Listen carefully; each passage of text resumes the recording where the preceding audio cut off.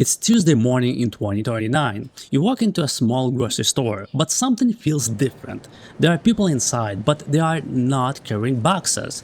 They're not checking every shelf manually. They're not running back and forth between the storage room and the store. A small robot moves quietly through the aisle. It scans the shelves. It notices that one product is almost empty. Then it sends a request to another robot in the back. A few minutes later, the shelf is refilled. No drama, no big announcement, just physical work happening in the background. And the strange part is not that robots exist. The strange part is that this feels normal. You see, in 2039, AI is not only answering questions on a screen, AI is starting to move through the physical world. And this is where the economy starts to change. Because this story is not just about robots. It's about what happens when AI makes physical work easier to automate. So the first question is this: what changes when physical automation becomes cheaper? Today, robotics is still difficult. Software can move fast, but the physical world is messy. Objects are different sizes, rooms are different shapes.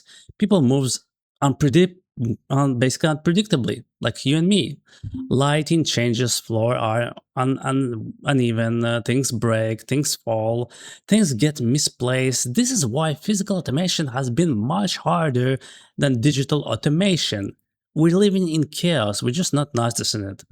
It is easier for AI to write text than to safely move a box. It is easier for AI to generate code than to work inside a real kitchen, warehouse, hospital, farm, or construction site. But as AI becomes better at seeing, understanding, planning, and controlling machines, robots become more useful. They do not only follow fixed instructions, they can understand the environment, they can adjust, they can react, they can learn from mistakes, they can do more routine physical tasks. So the shift is not only about robots becoming cheaper, it is about robots becoming more flexible. Before, automation worked best in highly controlled environments like factories, assembly lines, warehouses, where everything was highly predictable and highly controlled. Places where the task is repeated again and again and nothing changes. I mean, you should not even change a screw because the robot will not work predictably, right? But with AI native robotics, automation starts moving into more complex environments: stores, hospitals, homes, restaurants, farms, hotels, care facilities, construction sites, city infrastructure. That is the first economic shift. You see, AI moves from the screen into the physical world, and physical work starts becoming more programmable, so to speak. Now, the second question is this: what new opportunities appear? If AI makes robotics more capable, then the work does not simply disappear for humans. It simply moves. You see, before the main question was, can we build a robot that performs one task? But in an AI native robotics economy, the question becomes, where should robots be used? How do they fit into real workflows? How do humans work with them? How do we make them safe? How do we maintain them? How do how do we trust them around people? That is where new opportunities appear. We may see robots operations managers, people who manage fleets of robots inside stores, hospitals, warehouses, hotels, and buildings. We may see robotics workflow designers, people who study how physical work happens and redesigning the process so humans and robots can work together. We may see robot maintenance specialists, not only mechanical repair, but also software updates, sensors checks, safety testing, and troubleshooting. We may see physical AI integrators, people and companies that help businesses adopt robots in very specific environments. Let's say a restaurant does not need the same robot system as a hospital. Let's say a farm does not need the same robot system as a warehouse. A senior care facility obviously does not need the same robot system as a construction site. So new businesses appear around customization, integration, monitoring, safety, training, compliance, and obviously support. This is important. The robot itself is only one part of the economy. You see, the bigger opportunity may be everything around the robot itself. Who installs it? Who teaches staff how to use it? Who adapts it to the building? Who checks that it is safe? Who repairs it? Who updates it? Who decides which task should stay human and which task should be automated? That is where human judgment becomes valuable.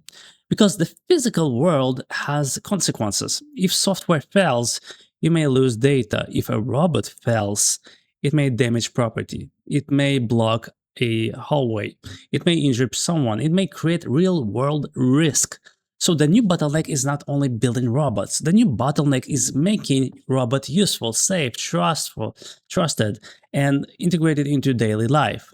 Now, the third question is this: what does this mean for you and me? It means AI may stop feeling like something that only lives inside apps.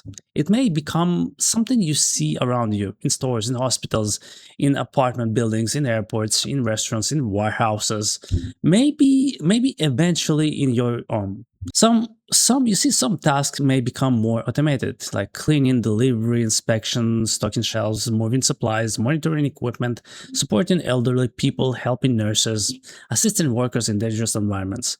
This could make many services cheaper, faster, and more available. But it also means work will change. Some physical jobs may become less focused on doing the repetitive task directly and more focusing on supervising systems, handling exceptions, helping customers, maintaining equipment, making judgment calls, and solving problems that kind of robot cannot handle, so to speak. So the future is not simply robots replace humans. The future is more complicated than that, you see. Robots take over some physical routine, that's for sure. And humans move toward coordination, care, safety, judgment, maintenance, and human interaction. For ordinary people, this could mean more convenience, but it could also create discomfort. Because seeing AI inside a chatbot is one thing, seeing AI moves through your workplace or your store or your home feels a little bit different.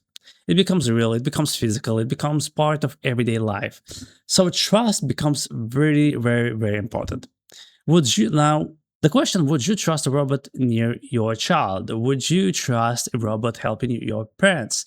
Would you trust a robot in a hospital? Would you trust a robot making decisions in a public space?